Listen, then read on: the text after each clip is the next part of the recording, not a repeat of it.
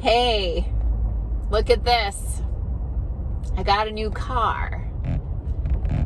I'm so excited about it. I will fill you in, but I have a little bit of a glitch in that my gizmo that holds my cell phone on my rear view mirror,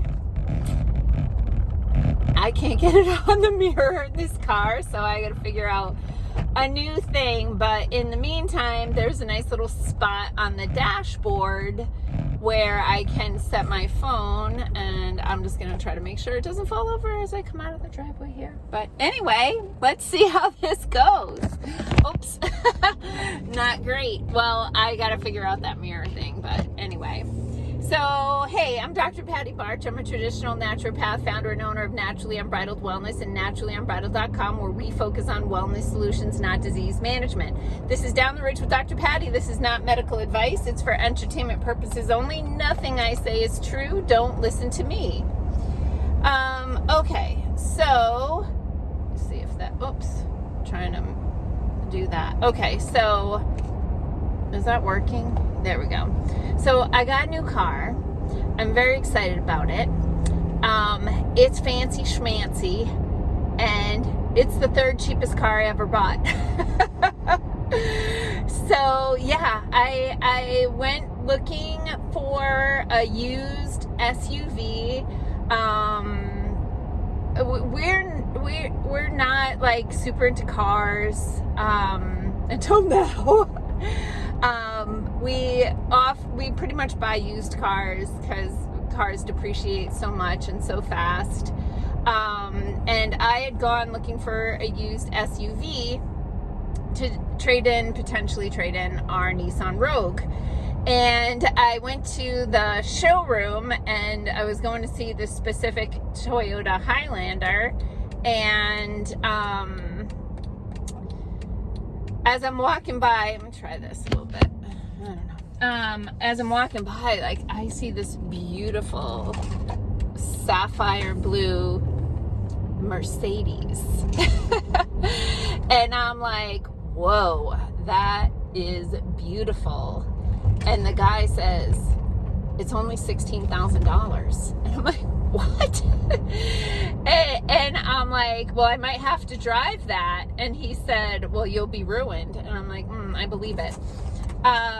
So I didn't drive it that day because that was not the plan. The plan was an SUV. And I went home and talked to Corey, and I was like, dude, look at this. I found it on the website, and I'm like, look at this beautiful car, and it's only $16,000. And he was like, we should get it. And all we have to do is do a few things to our Toyota RAV4, and I can drive that in the winter time. And, I can drive this lovely vehicle the rest of the time. So anyway, I basically, so then on Friday, I had a cancellation, last minute cancellation, no show really. And then that was back to back with my lunch, and I'm like, I have 2 hours. I could go get that car. And so I did. And they're like, you can take it now. So I'm like, awesome. So yeah, so I got myself a Mercedes, you guys, and for $16,000, and it's so freaking fun to drive. I will get the little gizmo thing figured out so that you don't have to be looking at me at this angle. Plus, it's not good for my chin. Okay, so that's my little car story in 4 minutes and 15 seconds. But now, just a quick note about precocious puberty. Precocious means ahead of its time. So if a child is precocious, it usually means they're ahead of their milestones. And so precocious puberty is when a child is reaching sexual maturity. That was bumpy. Early. And this is a problem in our country. In 1900, the average girl hit sexual maturity like between, I think, 14 and 17 years old. That's when she would start to get her menstrual cycle. And now we have little girls getting their menstrual cycle when they're like 10, 11, 12 years old. Now, keep in mind, that means they've hit sexual maturity. That means they are of reproductive age. And this is a problem because a 10, 11, 12-year-old has about half of their growing left to do. And they're not physically built to have a baby at that point. Their body still needs to spend energy building their own body. And first of all, like, set aside, they should not be having sex at 10, 11, 12 years old. But that aside, we know that this horrible thing happens to little girls. But no 10-year-old should give birth, right? No 10-year-old is physically capable of carrying a baby and, you know, having her growth not be stunted by that. So the biggest problem, of course, we go back to this every single time. It's the crappy food with the endocrine disruptors and all of the synthetic estrogens from all of the plastics. So, like, this is a problem, especially because if these girls hit puberty when they're 10 years old, they're going to be hitting menopause a lot earlier, which means the amount of years that they're going to have good eggs for like efficient reproduction, those eggs are going to start, I call them expiring, you know, in their early 30s.